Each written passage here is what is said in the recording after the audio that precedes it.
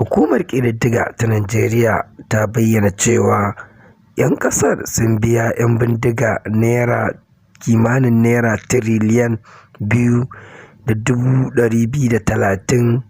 A wani rahoto da hukumar ta fitar, ta bayyana cewa kuɗin fansar da aka ba wa 'yan bindiga a ƙasar Najeriya ya haura Naira tiriliyan 2.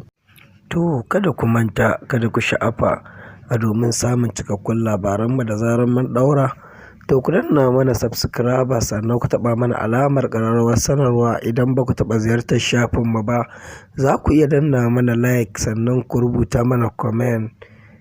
Ga cikakken labari.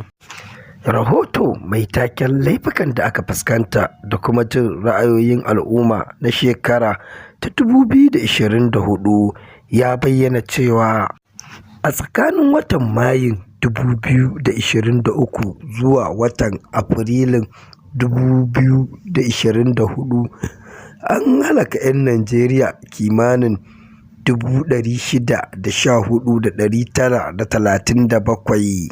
Kana an yi garkuwa da mutane kimanin miliyan 2,239 da 'yan kai. Kana rahoton ya kuma bayyana cewa an biya 'yan garkuwa da mutane kusan kimanin Naira tiriliyan 2.2, sannan akan iya biyan Naira miliyan 2.700 a kan kowane mutum. To kada ku sha'afa, kada ku manta, idan ba ku taɓa ziyartar shafinmu ba, ku danna mana subscribe sannan ku taɓa mana alamar ƙararrawar sanarwa. Shine zai tabbatar muku da zarar mun ɗaura muku sabon labari zai zo muku. Ku danna mana like sannan za ku iya rubuta mana comment. Mun gode.